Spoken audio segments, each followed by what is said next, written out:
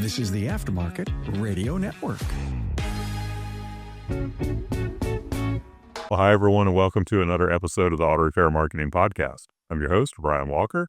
My co-host today is Kim, and today we're here with Robert Morton from Panhandle Tech. Before we get into our episode, I want to thank our friends at RepairPal for providing the episode. RepairPal is the key that unlocks more business for your repair shop. Learn more at repairpal.com/shop. And our friends at AppField. Want to revolutionize your marketing? AppField does it all. Email, text, app notifications, and even call center integration. Stop guessing and start connecting with AppField. Hey, Robert. Hello. Thanks for being here with us today. We're live from Vision, so We're live. we are. No, I guess we're not. We are alive, and we're at Vision, and we're recording. But you're right. We are not live. Okay, I was gonna need a curse button on here. But we are in Vision right now, and if you've listened to the last couple of episodes, we've been recording from Vision. And so if you hear some noise in the background, that is not usual. Well, that's what's going on here at this conference. We're having a great time. And Kim was teaching a class yesterday, and Robert was telling her about something interesting that they're doing, and we wanted to talk to him on the podcast about that today. Yeah, so yesterday, Caroline and I were teaching a class on hosting events at your shop, how to market them, plan for them. And Robert showed up late. First of all, I'm calling you out. That was fun. But I totally forgot about your business partner, Chris. So I'd been engaging with Chris most of the class. He's like throwing in ideas, asking questions. And then Robert comes in, and I think it was on the break, actually, that y'all started telling me. And what threw me off is you're a client. Yeah. And I'm like, wait, what? Are we part of this? Is our team helping you with this in any way? So it blew my mind. And it made me realize that we left out a whole portion of our hosting events with your shop that now I need to go add in, which is more like a virtual sort of event. So they start unraveling for me what they're doing at Panhandle Tech. And it was so super cool to me that I said, okay, we got to get you on the podcast. So tell everybody what you're doing. Well, we do treasure hunts. And what we do is we use our website for clues. We use Facebook for engagement and answering questions and making fun of people who are lost. We post clues. Right now there's a schedule. We're going to have to add in some more because people are getting antsy already. But what we do is we hide an artifact somewhere in Amarillo. Local property, public property. No one's going to get in trouble for being there. We have rules, no digging, no swimming, no climbing. You may need a tall friend if you're short, but you shouldn't have to climb. And so we release these clues. People have to solve them. There's computer work involved. There's Google involved. Google Maps is involved. And then there's legwork. So we find things at certain parks that we can use for a clue. They got to go count rocks or, figure out how many benches there are, but we don't tell them what they're looking for. They've got to figure it out. Come back to the artifacts for a second. Like, what kind of things are you hiding? Oh, it's just like a medallion. Okay. Like a challenge coin, right? Yeah. Gotcha. Yeah, it's like, something in a movie, somebody's looking for this gold medallion, and when they find it, it's gonna, it's like that. So it's got our logo on it, and it's got some words etched into it. I can't remember what it says, but yeah. But yeah, so we hide that somewhere, and then it lasts about 2 months before somebody finds it usually. So we may have to 2 months. So like generally, how many clues are you posting? How often are you posting them? So right now, we don't tell them when we're going to post clues because we want them going back to our website every day and checking Okay. over and over and over again.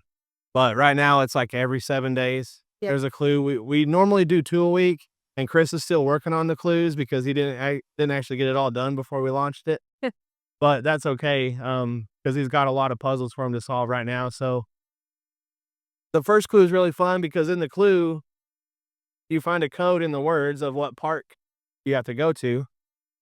And then the clue is really vague about what they have to do. I can read it to y'all if you want. Yeah, definitely. And so they have to figure out a number, and then there's an email address. It's PET treasure hunt, the number, at gmail.com.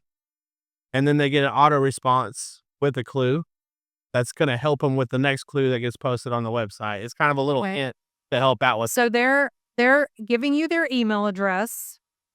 They're visiting your website. And then that email that we looked at it last night or yesterday. So the email had with the number. Is that the number of the treasure hunt that you're doing, or is it the number of the clue? Like, Yeah, because you've done this 4 or 5 different times. I don't think anyone in Amarillo is going to hear this, so I'll tell you. There's a water fountain that's got 2 rings around it made out of pavers. And so it's the smaller ring, so there's 85 pavers. Okay. So they have to count those pavers, and then it's PET treasure hunt 85 at gmail.com. I got you. And then when they figure that out, they'll get an auto response with a clue. Okay. And when our next clue drops, this clue is going to help them Okay. with that one. Okay. So how did you initially get this out there? Like what, I mean, obviously you've got a decent number of people involved. Like, first of all, how many people do you think are involved in this? And then what did you do initially to get people to learn about it? The first time we did it was maybe 2016, 2017. We just started on Facebook. I think we had them put something on the radio about it. And then the first one we did, Chris and I started it together. He got sick or had to leave town or something happened. And so I ended up finishing out and doing it all. I was going around town every day, counting stars on buildings and, at the courthouse. And there's a horse that had hands painted on it. We have a bunch of quarter horses in Amarillo at all the businesses. And I couldn't use that for a clue because it had yellow handprints that were faded and you couldn't see them. Well, anyway, so the first one we did, I think we had about 300 people actively playing and going out and searching. I had friends that were playing a plumbing company. We would drive by a park in the middle of the day and there would be 4 trucks from this plumbing company in the parking lot. All the managers were out there looking for our stuff. Now, one thing it's important to share, why would people want to participate in this? What was in it for them? Like your first one. The first one we gave away a Mazda Speed 3. Yeah. And then we did cash, $400 or $500. And then we did a Volkswagen Jetta, which turned out to be a bad thing. The guy ended up having to spend some money on it. And we helped him out with a ton of stuff on the car. But, and then the next 2 were just money also. Yeah. And this one was just cash. The motivation is not the prize, it's the game. Yeah. It's the gamification of. Yeah. There's a group that have got a bunch of medical workers, nurses, and people that work in a hospital. There's 6 or 7 of them that they work together on it. One of the ones, Chris built a puzzle. It had wheels with gears and numbers on them that you had to roll around and have them match up to find a code.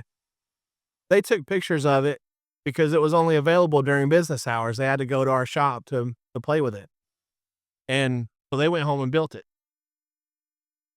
as a team. Yeah.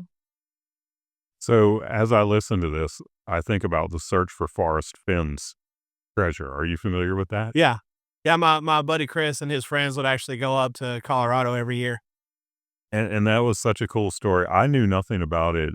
JR introduced me to that. He and I don't even remember where we went, but he and I had to drive somewhere, and it was a pretty long road trip.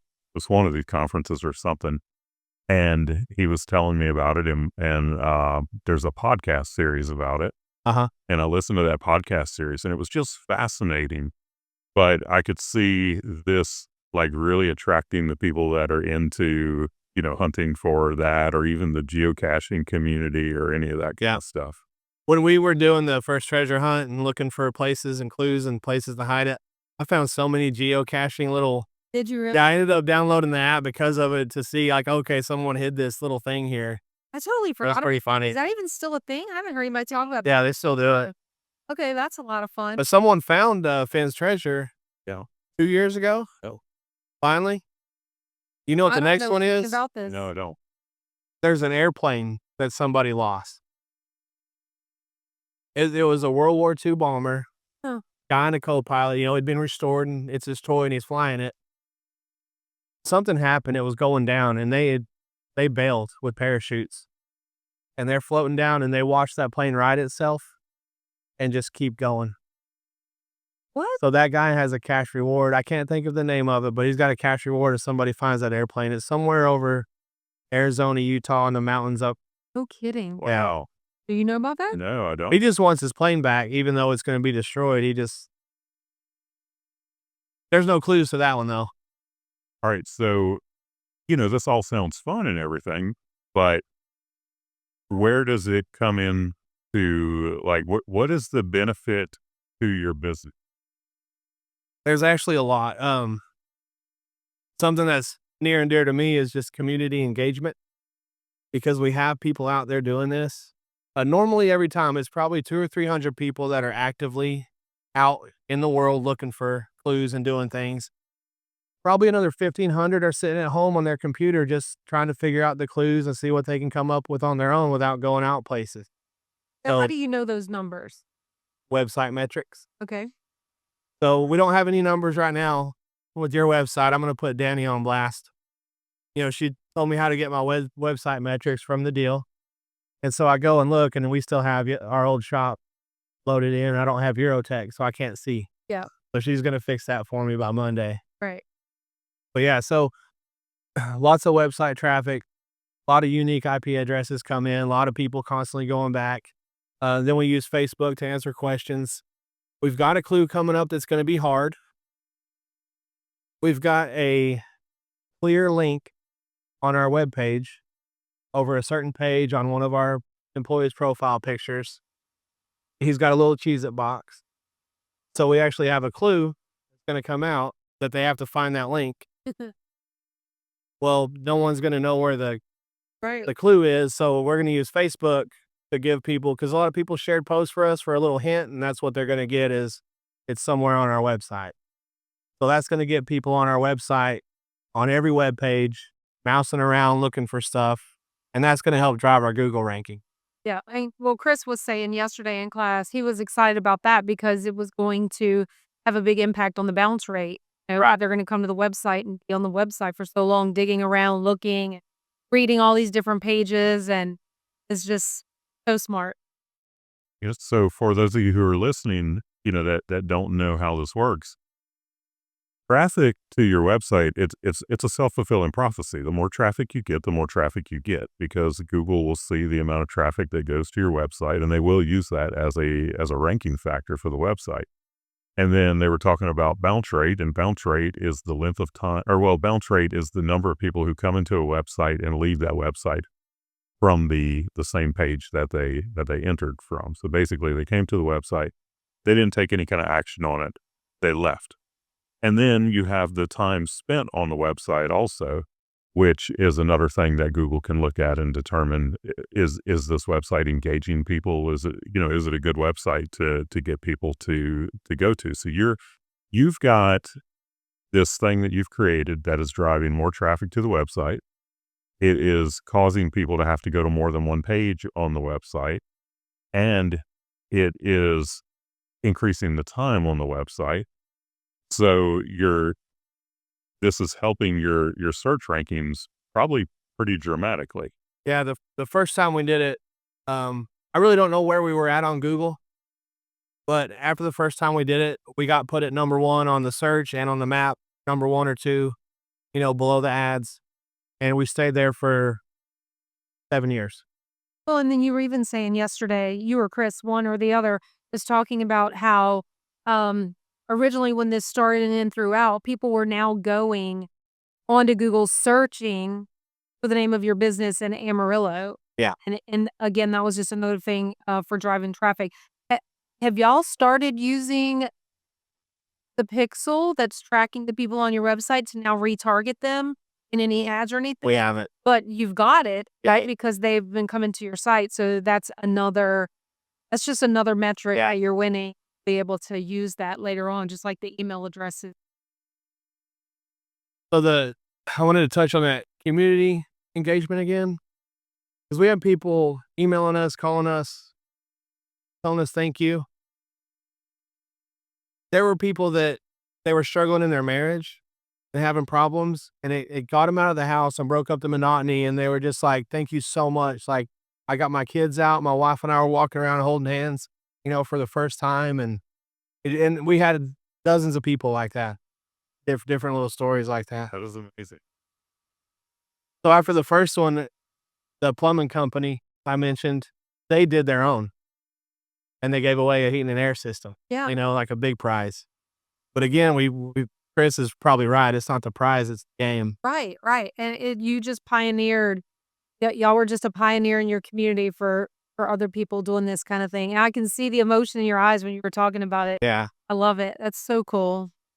That's so cool. So this was you're in your 5th one. This is our 5th one, yeah. This is the 5th one. How long do you think you're gonna keep doing it? I wanna keep doing them. We haven't done any for a little bit Okay. because we've had the 2 shops separated, and now that we merged back together again, Yeah. me and him have time to play and do this kinda stuff. So yesterday in class, we were talking about how, well, I use our class as an example. We've taught this class now 2 times, maybe 3 times. And every time we teach it, I pick up something new. And so I edit it, I alter it. And I said, when you're hosting an event at your shop, every time you do it, you're going to learn something new or something different to do. So with this, having done it now 5 times, 4 or 5 times, I keep forgetting. Are you making changes to it every time you're doing it? Are you coming up with fresh new ways to make it better the next time? Yeah. Or Yeah, they are. Yeah, so the Easter egg thing on our website this time, we're hiding a link. okay, yeah. That's new. Yeah. So that'll be the first time we've done that. Okay. And that's gonna hopefully get people. It should take someone about 30 minutes Right. because we're gonna have them, there'll be a cursor change when they hover over it. Right. Now, So- what about how is this impacting your team? What do they think about it? What are they saying about it? Are they They getting think involved in They think some it's way? fun. Yeah. Yeah, they can't play. They're not allowed to play. Yeah, because they might hear some pillow talk between me and Chris. Okay. Right. So, and my friend, he messaged me the other day and said he wasn't playing. I said, "Why?" He said, "Because I'm friends and family." And I said, "Look, if you don't sleep in my bed or work in my office, Yeah. you can play." Right. So, I'm- and him and him and his managers are all Yeah. In it now. they're using ChatGPT. They Oh. used ChatGPT to solve our first clue. It took them about 10 minutes. But I can tell you, all they did was solve what location it was. ChatGPT in no way, shape, or form can help them count the pavers. number that they need to get the right email Right. address. It's fascinating to me, but I also bet that even though your team can't participate in it, it's probably giving them some pride in the shop, right? Look, my company's doing, and yeah, and there's so many great takeaways. Because they talk about it amongst themselves and joke about it, and they're having fun with it. And they share all of our posts that we make. And Yeah. Are they helping create any of the clues or anything like that? now It's all Chris. yeah, Chris, this is 100% Chris's this time. I'm sorry he's not here. Yeah. But I know enough about it. I can talk to you guys about it. But yeah, so the first clues we did were a lot different. His is all in poem form. I'll read you that first one. I got it pulled up. Yeah. Once again, my friends, everything is in play. Pick up the clues and let's begin at this day. Random it seems, but kid yourself not. 2 rings that aren't ringed at all. Graced by the presence of water that doesn't fall. The innermost of which is cobbled for sure, contains pavers of whose number you must procure. That's so cool. And now that you have to, were you finished? Yeah, and the location and the name of the park is hidden in this poem. Okay. Well- And ChatGPT was able to figure that out. Oh. But it took him about 10 minutes of prompts and reading and Yeah.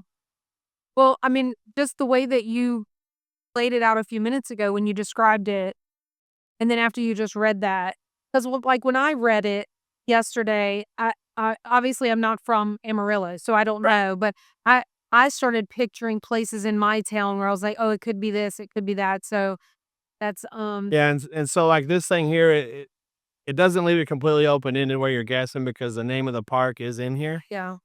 if you know what you're looking for. And people that do like puzzle games and do escape rooms and stuff, Right. because this is kind of an escape room type puzzle that you would have to kind of look into the words a little deeper to Yeah. find what you need. But that first clue when they find that, that's not where the item is hidden. No. That's just how they get to the second clue. Right. Do you have like a set number of clues that y'all knew you were going to do from the beginning? No, we never do.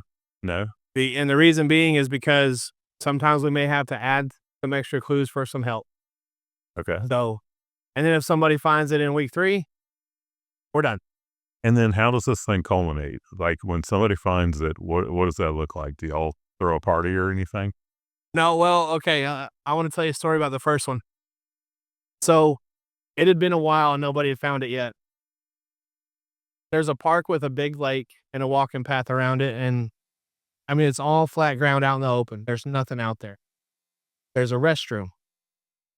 So way out in the field, there's a pole with a sign on it that says like flood area. Now be careful. So I got the medallion, put it on fishing line, put it down inside that pole and taped it around the top. Okay. You can't see it. Doesn't matter if you're standing there looking at it, you can't see it. So I'm out of clues. Everyone's struggling. And so I go out there next to that pole and I take a picture of that restroom and I zoom way in on the ladies symbol. It's very specific, because it's at a park. It's a wooden sign. It's got weathered, patterns on it. It's kind of rotten. The paint's faded. All the signs at all the restrooms at all the parks were the same, but it's like a fingerprint. And so I posted that on Facebook and said, here. And I actually made a little poem, about, because the first one I did, everything that I wrote was from the viewpoint of the item that we hid. So this guy was out there, one of the people that have a group together, they're working together on it. They're at the library at 2 a.m, climbing up the back of the wall. Like, what are y'all doing? Well, he's out there walking around. They're all frustrated. And he figures out that is that bathroom sign. It has to be that bathroom sign. And he's looking at it from a perspective because he knows my phone was zoomed in because the picture's grainy. And he kicks the pole. Like he's mad at frustration. He kicks the pole and he hears tink, tink. Oh my gosh. And so he's looking and he's like, no way. And he kicks it again and he starts shaking it and he can hear something rattling around in it. So now his heart's like, he's telling us a story. His heart is just racing. He's about to win a car. And so I mean, that's pretty exciting. well, he's a short person. So he had to call a buddy over there and his buddy had to get on all fours and he stood on his back and he's feeling around the top of that pole and he found that fishing line and pulled it out and there it was. Wow. I thought you were about to something funny about short people. Like, be careful, Robert. But no, that's it's exciting. It's very exciting. I love it. I love it's so creative. Where did the idea come from? Was it the original thing you were that I've Or the was it that? Like, what was your inspiration? Where did this To come come up with it, I don't know. I think I thought of it. Chris thinks he thought of it. But we should do a treasure hunt and have clues and have somebody find something, something fun? because we knew that would help with our website and Facebook page. Now you Well, even when we first started, it's like, yeah, we can run it through Facebook. And Chris was like, no, let's do the website to get our traffic up. yeah. That's great. No, but you said your first one was 20. Like 16 or 17. Okay, so it wasn't during COVID when people need to get out of the house and think No. not get out of the house, but get some fresh air or whatever. But we did, we've done one, 2021, Yeah. somewhere in there after we opened Yellow City at some point. Yeah. Because we did it for Yellow City to build our website up and it made a huge difference. I don't know how I didn't know about all this, but I'm glad that y'all brought it up yesterday. I think we're gonna now add into our event class a whole section of virtual type of events. There's other ways to get people engaged and have them do stuff. Yeah. All right. Well, I don't know any other questions to ask about it. I love the metrics side of it and all the. Have you had clients come in who were like, I've just been following this on Facebook and Yeah. yeah. Yeah.